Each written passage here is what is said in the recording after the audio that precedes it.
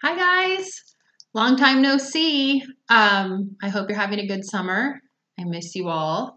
I'm sorry, have kind of stopped recording readings of Charlie and the Chocolate Factory. I'm going to continue that today. So not many of you have been tuning in, but for those of you who are, I want to be able to finish the book for you. Okay, so we're going to start in chapter 24, Veruca in the Nut Room. Now, if you happen to have watched the old version of the movie, they changed it. So in the movie, it's like a golden goose with eggs, and that's how she meets her demise. As you're figuring out, all of the naughty children who aren't listening end up not surviving their trip to the chocolate factory.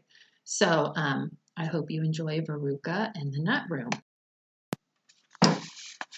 Chapter 24, Veruca in the Nut Room. Mr. Wonka rushed on down the corridor. The Nut Room, it said, and the next door they came to. All right, said Mr. Wonka. Stop here for a moment and catch your breath, and take a peek through the glass panel of this door. But don't go in. Whatever you do, don't go into the Nut Room. If you go in, you'll disturb the squirrels.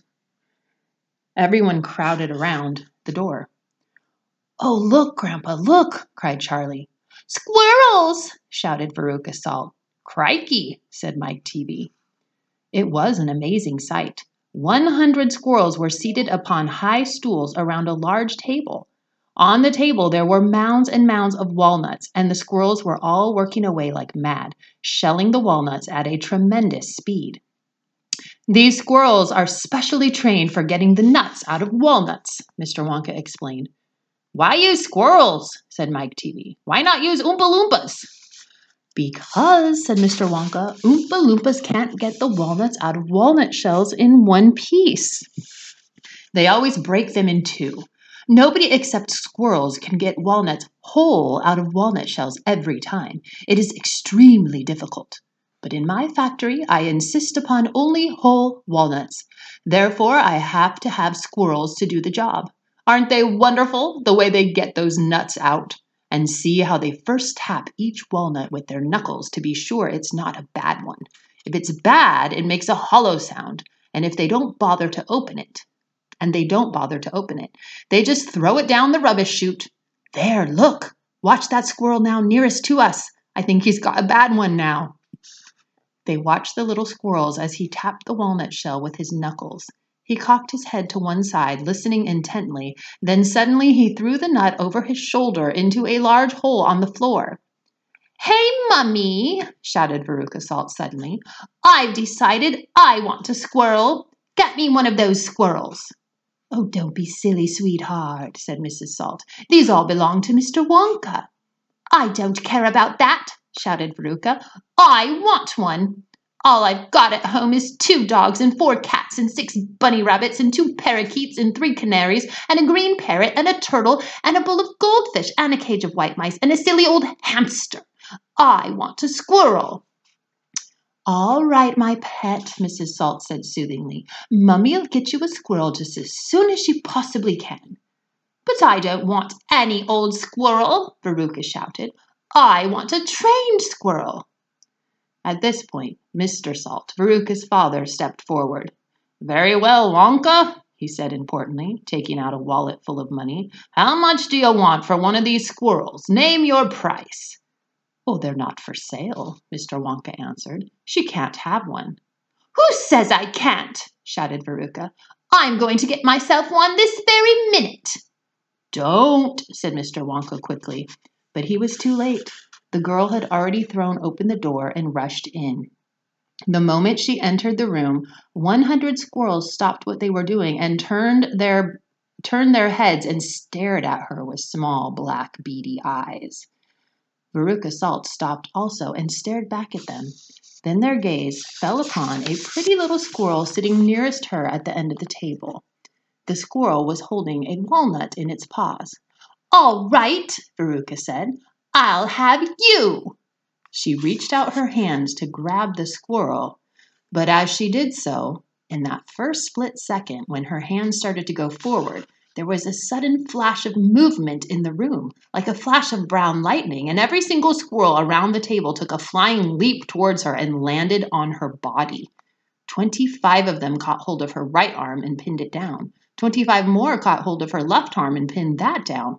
25 caught hold of her right leg and anchored it to the ground. 24 caught hold of her left leg. And the one remaining squirrel, obviously the leader of them all, climbed up onto her shoulder and started tapping the wretched girl's head with its knuckles.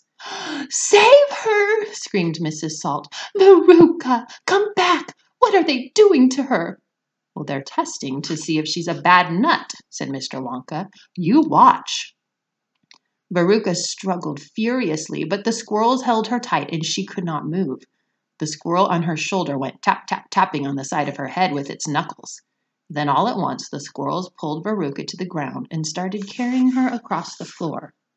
"My goodness, she is a bad nut after all," said Mr. Wonka. "Her head must have sounded quite hollow." Veruca kicked and screamed, but it was no use. The tiny, strong paws held her tightly, and she could not escape. "Where are they taking her?" shrieked Mrs. Salt. "She's going to where all the other bad nuts go," said Mr. Wonka. "Down the rubbish chute." Now, rubbish means trash. They use that word in England.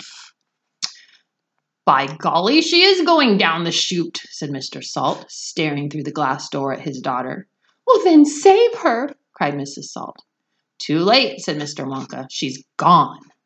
And indeed she had.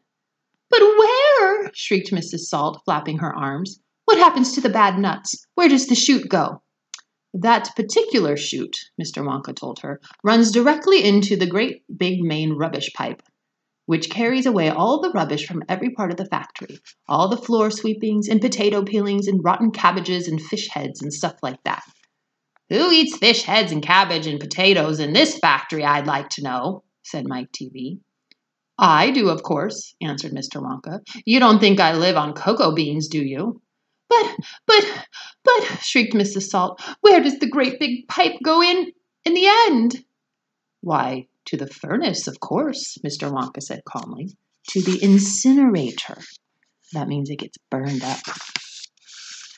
There's Mrs. Salt. Can you see her? I don't know if you're getting a very good view here. Mrs. Salt opened her huge red mouth and started to scream.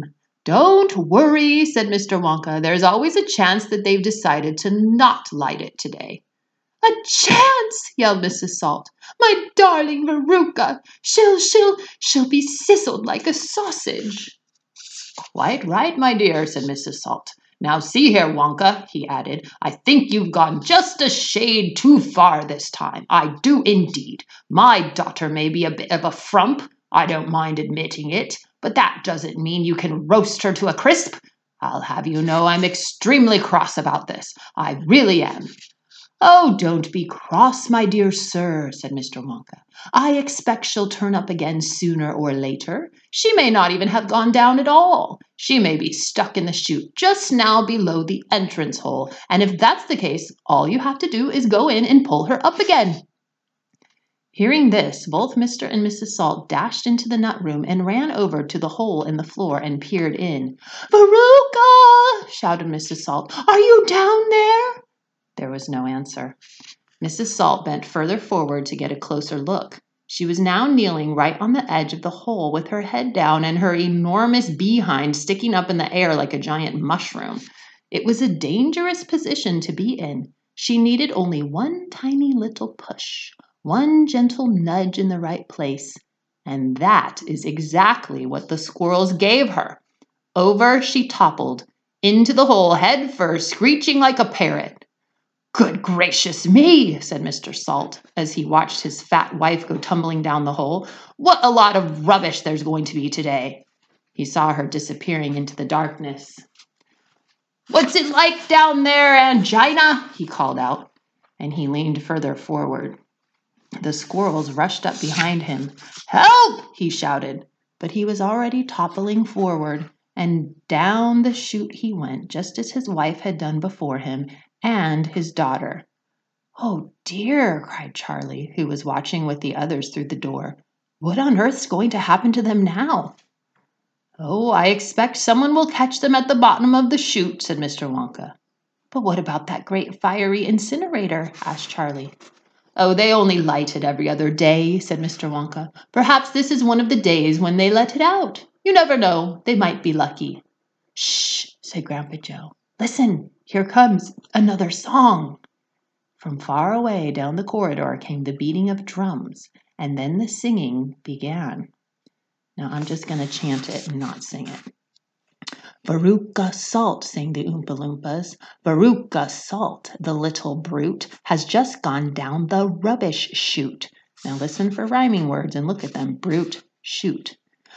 And as we very rightly thought that in a case like this we ought to see the thing completely through, we've polished off her parents too. Down goes Veruca, down the drain, and here perhaps we should explain that she will meet as she descends a rather different set of friends. To those that she has left behind, these won't be nearly so refined.